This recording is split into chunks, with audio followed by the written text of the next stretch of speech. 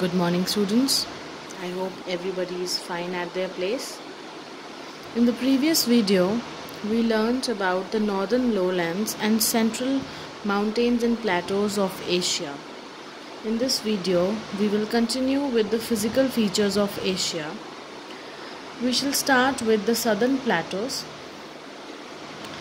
The major plateaus of Asia are Arabian Plateau, Deccan Plateau, and Shan and Yunnan plateaus. Now these plateaus lie south to the central mountains. In the center of Asia has the mountain system, the intermontane plateau system, and to its south lies the southern plateaus, that are the Arabian plateaus, Deccan plateaus, and the Shan and Yunnan plateaus. These are the regions of old hard crystalline rocks which are at some height above the sea level. Old hard crystalline rocks means old, that means they are old, they are made up of old hard crystalline rocks, which means that they are igneous rock. Crystals are made in the igneous rocks. So they are old, that means they are not so high, and they have been suffered by the agents of weathering, so their height is less. Their surface are undulating and gently sloping. So undulating means wave like, it has specific height and then it has a depth, then it has again some height, and then again it has some lower surface. So that is undulating. And gently sloping, the slope is also gentle, it is not a very high, a very sharp slope. The slope is gentle. The Arabian Plateau is steeper in the west, but gently slopes eastward towards the Persian Gulf. Now, if we talk about the Arabian Plateau here, it is steep in the west side, and it gently slopes towards the eastern side, that is towards the Persian Gulf. If you refer the page 99, the map, you can easily see the Arabian Plateau, which is mentioned here. It means it has a steep slope towards the west, this side, and it is gently sloping towards the Persian Gulf. It is gently sloping towards the Persian Gulf. It is a dry plateau. So we can frame a question here, children. Give reason Arabian Plateau is a dry plateau. Why is it a dry plateau? Because this is a region of low rainfall and it has no rivers. So absence of water makes it dry plateau. Next we talk about the Deccan Plateau, which is located in India. It lies between the Western Ghats and Eastern Ghats. It is steeper and higher along the Arabian Sea in the west and slopes gently towards the Bay of Bengal in the east.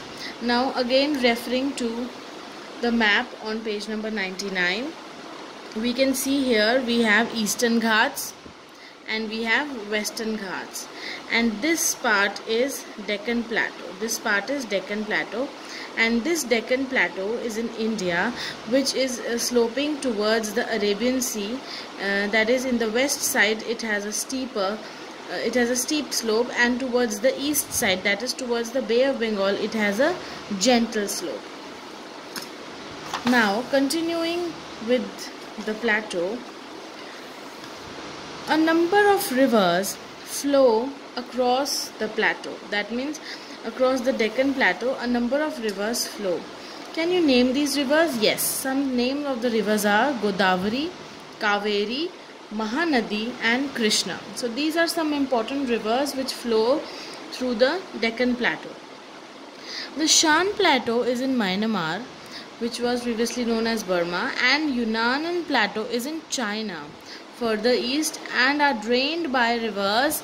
And this can also be a question, children. Again a question can be framed here: which rivers drain the plateau in China, that is the Yunnan Plateau in China? So the answer will be rivers Salween, Mekong and Sikiang. So these are some rivers. So children, we can very easily frame a differentiate between Arabian Plateau and Deccan Plateau. Arabian Plateau is a bit higher. Its height is 800 to 1200 meter, it varies, and Deccan Plateau is lower, which is 600 meters. Then we can also mention that the Arabian Plateau is steeper towards the west and gently slopes towards the east near the Persian Gulf. Similarly, we can mention the location of the Deccan Plateau. Third point can be that Arabian Plateau is a dry plateau because there is low rainfall and no rivers, and the Deccan Plateau is not a dry plateau because it is very well so many rivers flow through this plateau. It is very well drained. So next physical feature here is the Great River Valleys. Several large rivers rise in the mountains and plateaus of Asia. As we all know, the origin of the rivers is through the mountains. So these rivers are mostly snow-fed and perennial. So there are so many rivers in Asia which originate from the mountains, and because mountains are at height, so the temperatures are very low. So generally they are covered with snow. So when the snow melts, it feeds the river water. That is what it means, snow fed. And because it is covered with snow the whole year, they are perennial. So that means the rivers flow throughout the year. The opposite of perennial is seasonal. Okay, so seasonal means the rivers which only flow during the rainy season because when the water fills in them. But perennial rivers are the ones which flow throughout the year because they are snow fed, because the snow melting is feeding the water in the rivers. The valleys of these rivers are very fertile and are therefore densely populated. As we all know that the river valleys are very densely populated regions of the world. The larger river valleys are those built by the rivers Tigris, Euphrates, Indus, Ganga, Brahmaputra, Chao Phraya or Menam, Changjiang or Yangtze, Huanghe and Sikiang. So these are some rivers which form very large river valleys, very large plains. Small plains have been formed along the rivers Irrawaddy, Salween, Mekong and Amur. Now we'll take up the names of the plains which are formed by some of these rivers. Number 1, we will frame it as Mesopotamian plains. Mesopotamian plains are in Iraq. Mesopotamian plains are in Iraq, and it consists of the land between the two rivers Tigris and Euphrates. Now number 2 will be the Ganga Brahmaputra plains in India. The river Indus and its 5 tributaries have together built up this plain, which is fertile plains. It is also in Pakistan and Punjab. So these plains are in Pakistan and Punjab. Punjab, as the name suggests, Panj and Ab. Ab means rivers, Panj means 5. So it is the land of 5 rivers. So we can say that the tributaries of Indus, that is the rivers which drain the area of Punjab, are Jhelum, Chenab, Ravi, Satluj and Beas. So these are the rivers which drain the Ganga Brahmaputra plains. Now these plains are spread across North India and Bangladesh. Now other large plains are in China. Number 3 we can put it up as China. These are built by 3 big rivers which are Huanghe, Changjiang and Sikiang. Changjiang, which is also known as Yangtze, is Asia's longest river with the length of over 6,300 kilometers. Ganga is the longest river in India.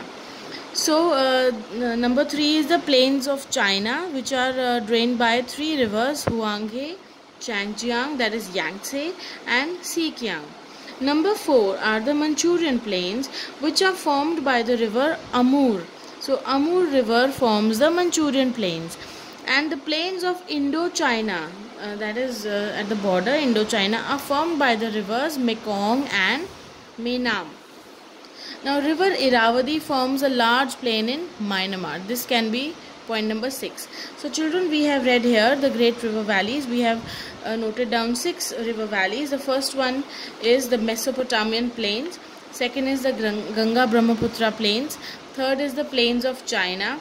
Then we have Manchurian plains. Then we have Indochina plains and the plains in Myanmar. So these are 6 plains which we need to, river valleys which we need to focus on. Okay, now children, last part of the lesson is the island chains. This is the last physical feature of Asia, the island chains. Asia is surrounded by many islands. A series of island chains lies to the east and southeast of the mainland Asia. These groups of islands extend in an arc shape, forming archipelagos. Archipelago is a term given to the group of islands. Children, if you refer to page number 99, and you see here, children, there are so many islands in the east side, that is east and the southeast, this side. This forms a little arc. You can see here, children, so many islands are there. These islands form an arc, a rough arc. So east and southeast side of Asia has the island chains. Now, as we are going through the topic here, these group of islands are called archipelagos. From the tip of Kamchatka Peninsula, that is in Russia, in Pacific Ocean onwards, these are the Kuril Islands, the Japanese Islands, and Japanese islands include Hokkaido, Honshu, Shikoku, and Kyushu, the Ryukyu Islands, the Philippines, and the Indonesian Islands. So these are the islands which are present in the eastern side and southeastern side. The Andaman and Nicobar Islands, Sri Lanka, the Maldives, and Lakshadweep Islands are in South Asia. As we all know, they are around India. So India is in the southern part of Asia. So these are the islands which are around India: the Andaman and Nicobar Islands, Sri Lanka, Maldives, and Lakshadweep Islands. So children, I hope the physical features of Asia are clear to you. Please give a very good reading to the lesson, because it is not as easy as it seems to be. So please read it twice, thrice, as much as you need to read, but understand and clear your doubts from your teachers. Thank you.